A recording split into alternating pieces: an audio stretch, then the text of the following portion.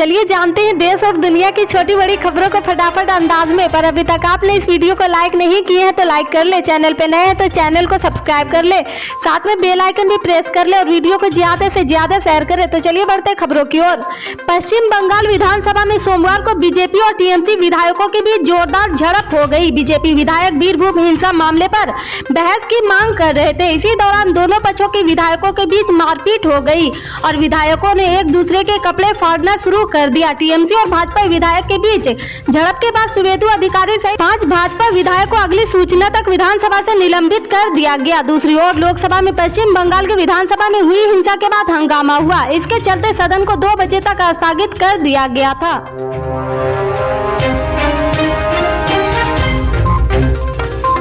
केंद्रीय गृह मंत्री अमित शाह के चंडीगढ़ के सरकारी कर्मचारियों पर केंद्र सर्विस नियम लागू करने के ऐलान के बाद से सियासत गर्मा गई है। इस फैसले का सत्तारूढ़ आम आदमी पार्टी और अन्य दलों ने निंदा की है। कांग्रेस नेता सुखपाल सिंह खैरा ने इस फैसले पर आपत्ति जताई। उन्होंने कहा कि चंडीगढ़ पर नियंत्रण और पंजाब के अधिकारों को हड़पने के भाजपा के तानाशाही फैसले की हम कड़ी निंदा करते हैं। हालांकि मुख्यमंत्री भगवंत मान या उनके मंत्री की ओर से कोई प्रतिक्रिया नहीं आई है।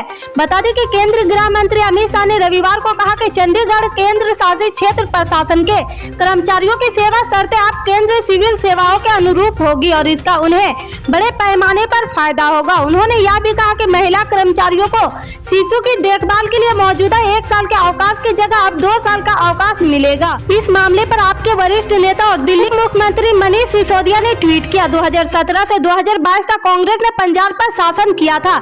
अमित शाह ने तब चंडीगढ़ की शक्तियां नहीं छीनी थी। पंजाब में आपकी सरकार बनते ही अमित शाह ने चंडीगढ़ की सेवाएं छीन ली। आपके बढ़ते कदमों से बीजेपी डरी हुई है। हाल में ही बिहार के मुख्यमंत्री नीतीश कुमार पर हमले की कोशिश की गई थी। दरअसल बिहार में बख्तियारपुर बाजार से मुख्यमंत्री का काफिला गुजर रहा था।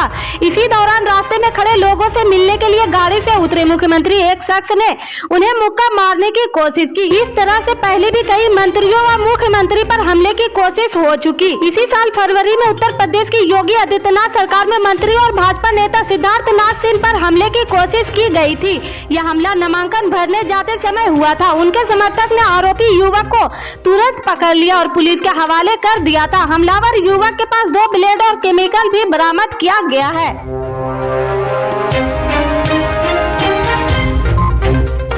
केंद्रीय ट्रेड संघों ने 28 और 29 मार्च को भारत बंद का आह्वान किया है। यह बंद मोदी सरकार की नीतियों के खिलाफ बुलाया जा रहा। बैंकिंग, रोडवेज, बीमा, वित्तीय क्षेत्र के कर्मचारी भी इस बंद में भाग लेंगे। इस बंद के चलते 28 से 29 मार्च को बैंकिंग सेवाएं पर ट्रेड यूनियनों द्वारा सोमवार से 2 दिवसीय हड़ताल के आह्वान का असर पश्चिम बंगाल, आंध्र प्रदेश, तमिलनाडु और हरियाणा में भी दिख रहा। प्रदर्शनकारी सड़क पर उतर आए हैं।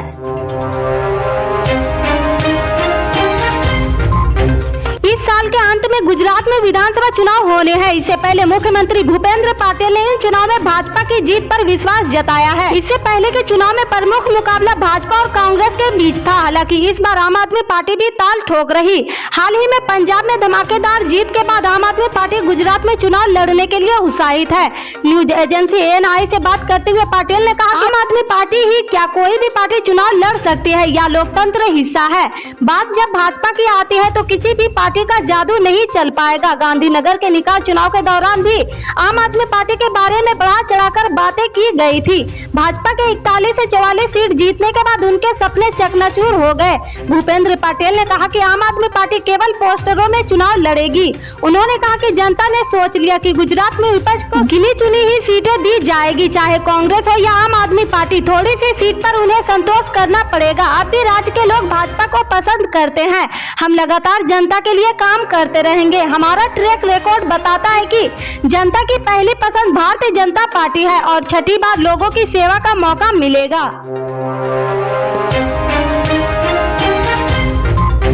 केंद्रीय अल्पसंख्यक अल्पसंख्यक कार्य मंत्री मुख्तार अब्बास नकवी ने कहा कि इस बार के हज यात्रा के लिए भारत सरकार की तरफ से सारी तैयारियां पूरी हो गई। उन्होंने कहा कि बस दुआ दीजिए कि इस बार अपने देश के लोग हज यात्रा पर जा सके। बता दें कि कोरोना के चलते पिछले 2 साल से हज यात्रा पर भारत के लोग नहीं जा सके थे।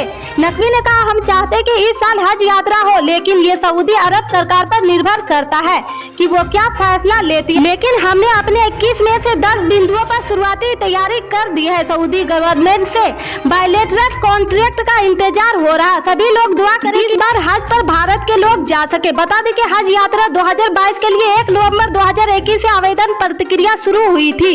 आवेदन प्रक्रिया पूरी तरह से डिजिटल रखी गई। सरकार की तरफ से यात्रा के लिए एक मोबाइल ऐप तैयार किया गया है और यात्रा करने वाले लोग इसी ऐप के जरिए आवेदन किया है। आवेदन पत्र जमा किए जाने की अंतिम तारीख 31 जनवरी 2022 की थी। इससे आगे के अपडेट्स को जानने के लिए जुड़े रहे हमारे राइट न्यूज के साथ। मिलते फिर बड़ी खबर में, तब तक के लिए जय हिंद।